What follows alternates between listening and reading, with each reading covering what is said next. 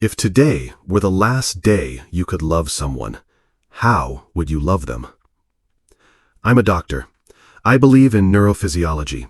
I believe in dopamine, serotonin, and the brain's circuitry in times of grief.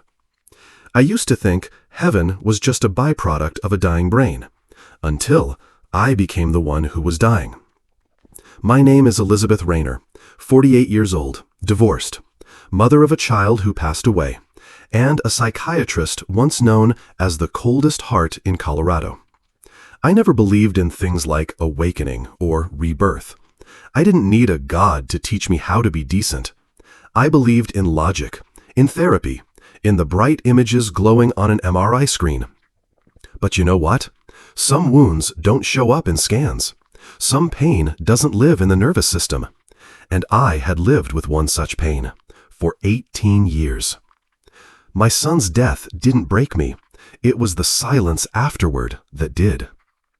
When I was 30, I lost my only son, Aaron, on a winter night. It was a fever, a misdiagnosis, a delayed decision, and then a cold, lifeless embrace in the ICU. No light appeared, no angels came down.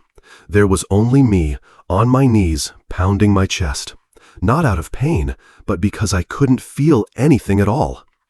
From that day on, I closed my heart the way you close an operating room door. I became perfect, on time, by the book, ruled by reason. I crossed out every emotion, cut off every belief. I learned how to live like a machine that heals while bleeding on the inside.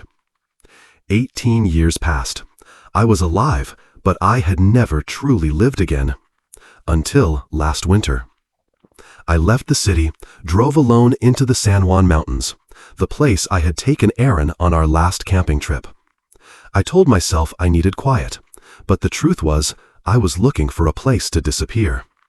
The blizzard came fast, cold, fierce, as if nature itself were angry. I tried to turn the car around, but it was too late. The wheels slipped.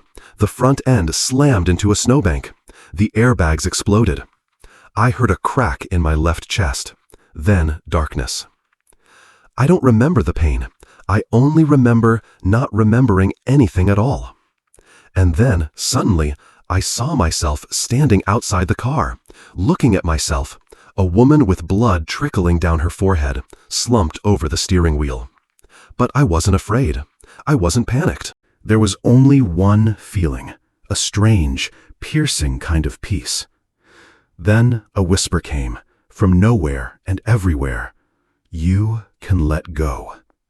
I turned my head. The snow was gone. All around me was a soft glow, like mist, like silk. Gentle, calm, inviting. And I began to walk toward the light.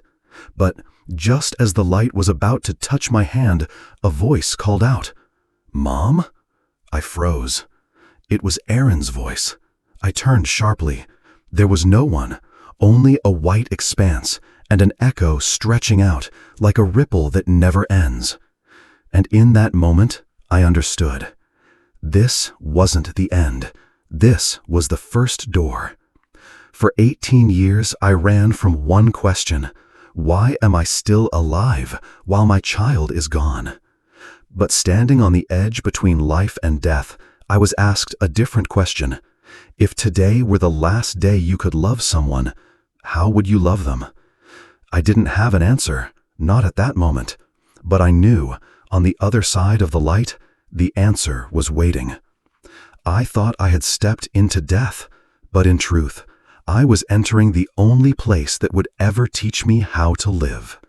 Have you ever stepped through a door and not known whether you were going in or coming out? I used to think death was an ending, clear, cold, the final shutdown of all emotion. But instead, it was the first place where my heart truly beat for something real. I don't remember the moment I left my body. I only remember feeling weightless, like a whispered forgiveness. And the air around me, it was unlike anything I'd ever breathed. It wasn't oxygen. It was pure understanding. I wasn't walking with my feet. I was being led. No figure, no hand, no sound, but everything inside me knew exactly where to go, as if a compass deep within my soul had just been activated. The path ahead was made of light, not blinding, not hot, not harsh on the eyes, but soft, embracing. It didn't light up this world, it opened a different one. I stepped into it, and in that very moment, I heard laughter. Children's laughter, the shimmering sound of joy. Laughter I thought I had forgotten. I looked around. There were no walls, no ceiling, only an infinite space where every emotion had form. At the center, there was a pool of water, so clear I could see memories drifting beneath its surface. And then, I saw Aaron, a 6-year-old boy, barefoot in the grass, arms raised high, holding the orange kite we had made together one summer. Each step he took left behind a trail of light, like footprints of a joy that never dies. I wanted to scream, to hold him in my arms. But just as I moved toward him, a voice echoed, not in words, but straight into my heart. Not to hold, but to remember. I froze, and for the first time in 18 years, I cried. Not because I lost my son, but because I had forgotten he was never truly lost. We don't lose the ones we love. We just forget how to feel them.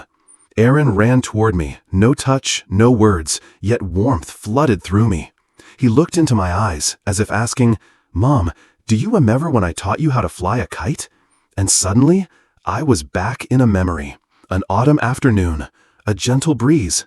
I, a mother, learning for the first time to do something I'd never done before, run against the wind. Aaron said, "Don't try to control it too much, Mom. The kite will fly on its own if you let go at the right moment. Let go at the right moment." 2 short words, but a lesson that took me 18 years to understand. We don't suffer because we've lost something.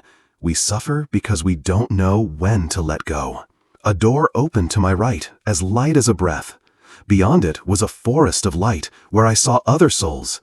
Each carried a story, a question, a dream left unfinished. They didn't speak in words. They shared through emotion.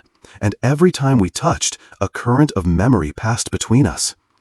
I saw a man who had lost his wife in an accident, a mother who had held on to her son's shirt for 10 years, a nurse who still blamed herself for not saving a patient in time. They had all died, but they were still learning how to let go. Death doesn't end the lessons. Death simply brings us back to the class we once walked away from. I heard the whisper again, "Elizabeth, you're not done yet." I stepped back. The door behind me began to glow. This time, I didn't want to return. I once thought I wanted to die, but standing in a place where pain no longer existed, I suddenly cherished every wound I had ever carried. "You're not done yet." That sentence pierced straight into my heart, because deep down, I knew it was true. I hadn't held my mother long enough. I hadn't apologized to my ex-husband for how I took my grief out on him after our son died. I hadn't told my patients, "I understand, because I've lost everything too." I hadn't told myself, "You don't have to be strong forever."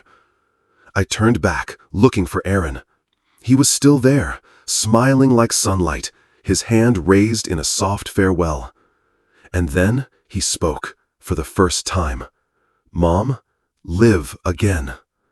The light began to contract like a camera lens closing in. Everything pulled away. My body dropped, free-falling, as if being pulled back into another reality. I saw myself hovering above the wrecked car, crashed on the mountainside. The pull was strong, like a whirlpool dragging me back. I screamed, not from fear, but because I didn't want to leave that place. But then, I gasped for air. My chest burned. The cold rushed in. I opened my eyes. Dried blood on my hands. Snow covered the world outside the car. I came back to life. I once ran from death. Then, I once went looking for it. But now, I understand. I need to learn how to live as someone who has already died. I've come back to this life, but what happens when my heart is still caught on the other side? Between two worlds, I am no longer who I used to be.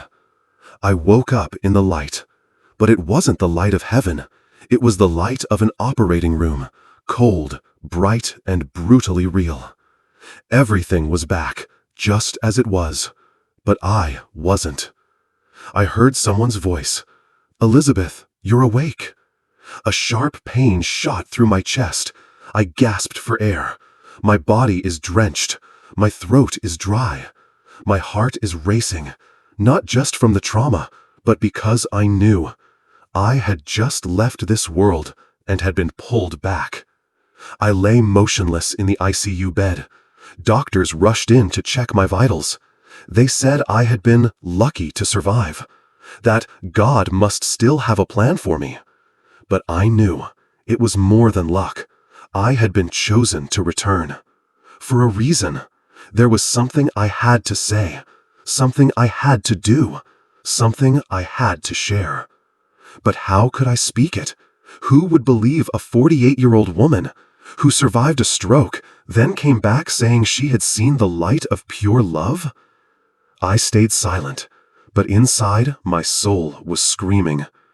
On the third day after waking, they wheeled me out of the ICU. A nurse smiled and said, "You're recovering well. Looks like a miracle happened."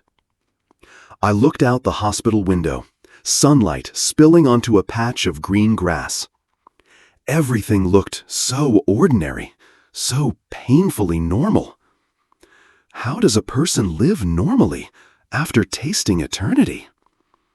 I felt trapped between two worlds. One was this reality: paperwork, prescriptions, the sound of ambulances, and the slow fade of memory. The other was that realm of light where I had felt unconditional love, where no one had to prove they were worthy of it. I was stuck in between, and I was alone. In the nights that followed, I couldn't sleep. I kept seeing the same dream over and over. I was drifting through a stream of light, and I heard the voice again. "Elizabeth, now you know. Don't let it fade away." I shot up in bed, cold sweat soaking my skin. And one question struck my mind like thunder. If I don't share what I was given, then what meaning does it have at all? I wrote. My hands trembled, my heart pounded. Not from nerves, but because I knew. This wasn't just a story. It was a continuation. I opened an old blog, one I had started 10 years ago and never touched again. The title of my first post: "I saw heaven, and I came back for you." No one reacted for the first few hours. I turned off the screen, thinking how foolish I must be. But the next morning, over 1,000 shares, hundreds of comments, words of gratitude, stories full of pain, souls who had been waiting for someone to validate that they weren't crazy, that what they had touched was real, that the miracle was true. I began to share, not to convince, but to offer hope. I received my first invitation from a support group for people grieving the loss of loved ones. I sat down, looked into the tear-streaked faces, and said, "I'm not a theologian, not a doctor, not a minister. I'm just someone who died and came back with a piece of the light. If you've lost someone, if you've ever stood in the space between grief and despair, I just want you to know they haven't disappeared. They are held, and they know you're remembering them." The room fell silent. Then a young woman burst into tears. "I just lost my husband. I needed to hear that. I still live in Vermont, still go grocery shopping, still make tea every morning. But I'm no longer the same. I don't need scientific proof to believe. I don't need everyone to agree." You, the one watching this video, you are loved. Even if you've never felt it, you're not lost. You're on your way home. And if one day you pass through the light, don't be afraid. I'll be there, and I'll say to you, "Welcome. I knew you'd come. They laughed at me, said I was delusional, but I know heaven doesn't need their belief to exist. Faith, when I found the courage to speak what no one dared to believe. I don't share my story to be believed. I share it because I can't stay silent any longer.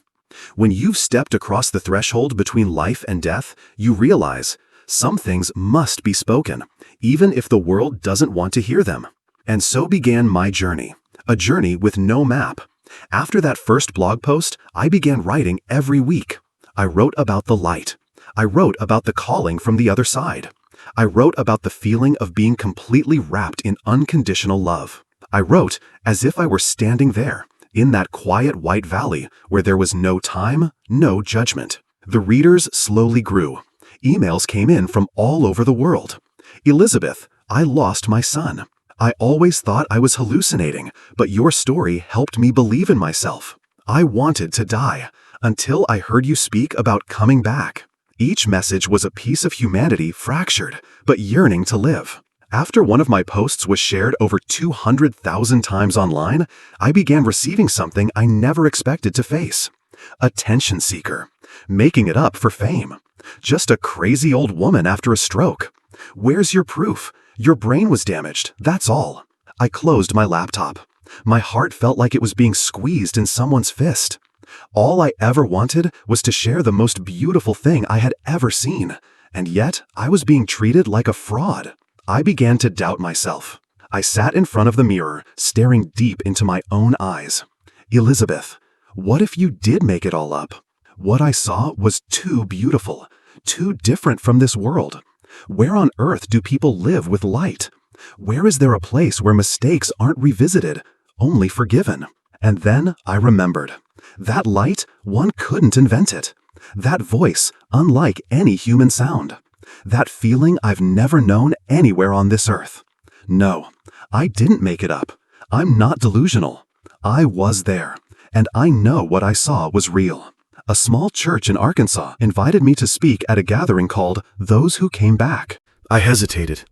I was afraid to stand in front of a crowd, afraid they'd laugh in my face, afraid someone might get up and walk out. But then I remembered. I was given a mission not to please people, but to awaken something they've forgotten. I stepped onto the stage, hands trembling. No slides, no presentation, just me and the memory I carry deep in my heart. And I said, I died, and then I came back. But I didn't come back alone. I brought something with me, something meant for you. The room fell completely silent. I spoke about the river of light, about the voice that told me, you are loved not because of what you do, but because of who you are. About the feeling of coming home to a place without fear, without shame. When I reached the part where I said, I touched a being of light and knew that I was forgiven even for the things I hadn't yet forgiven myself, I heard someone begin to cry. Then another, and another. They waited for me beneath the stage. One by one, they whispered, I saw the light too. I heard my father's voice while I was in a coma. I've kept this secret for 20 years. You're the first person I've dared to tell. And that's when I understood. We're not lacking in spiritual experiences. We're just lacking someone brave enough to speak first. I wrote a book, and I called it I Came Back to Remember for You. I didn't write it to become famous. I wrote it to preserve a truth, that death is not the end, that love is the only thing that crosses the boundary between life and death, that you don't need to earn love, you already are enough. The book was published, and unexpectedly, it made the top 100 best-selling spiritual books. But what moved me more than any ranking was the handwritten letters I received.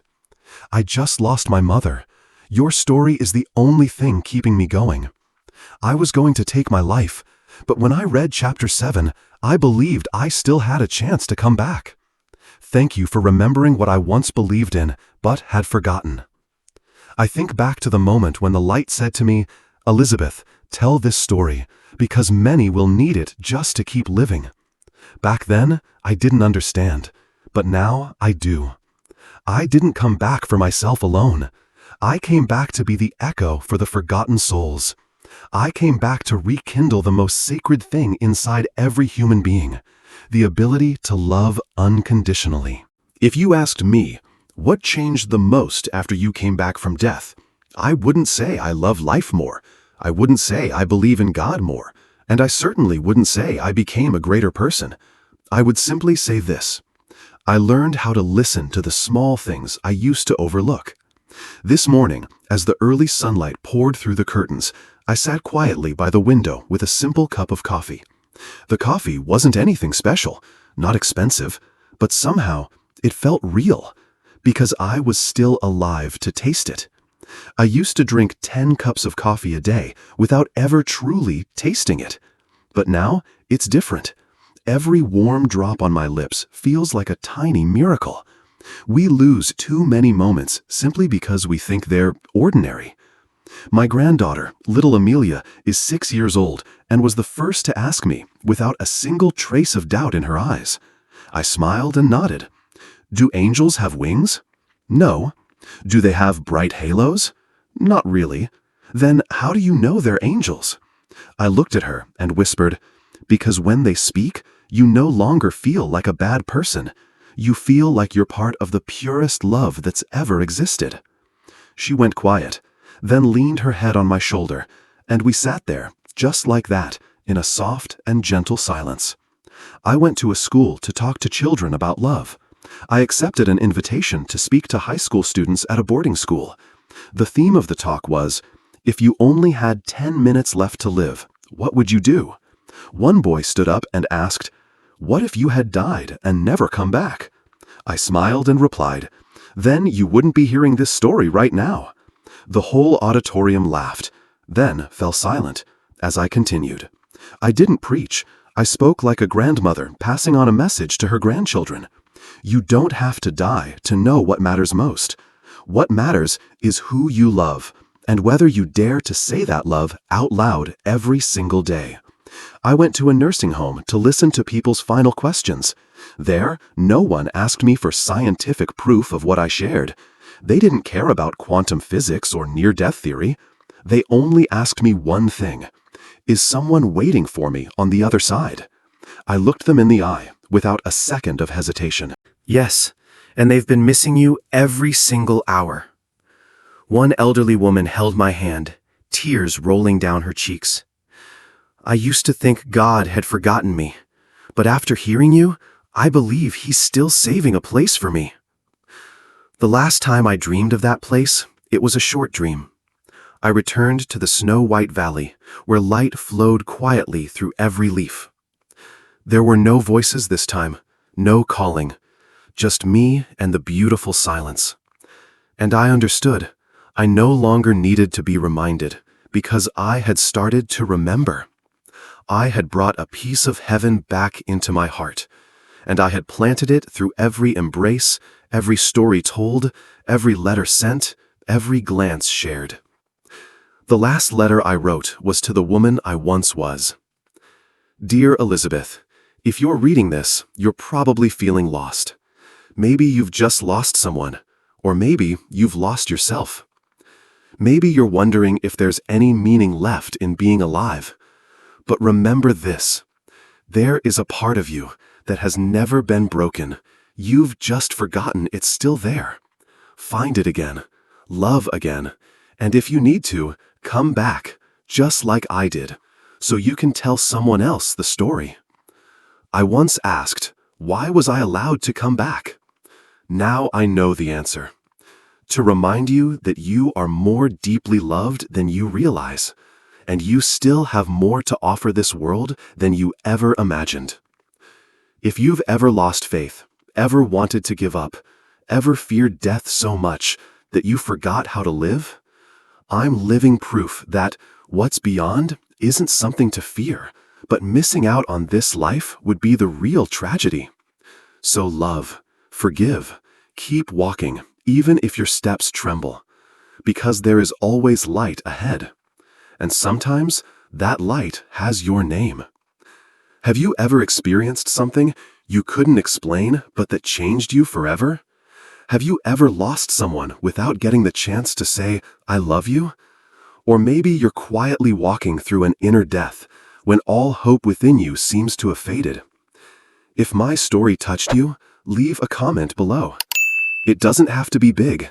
Just share something you've learned, or someone you want to love one more time.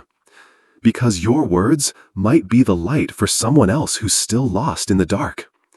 Comment, so this story doesn't end with me, but keeps living through you. And if you want to walk this journey with me, to hear more honest human stories like this one, follow the channel.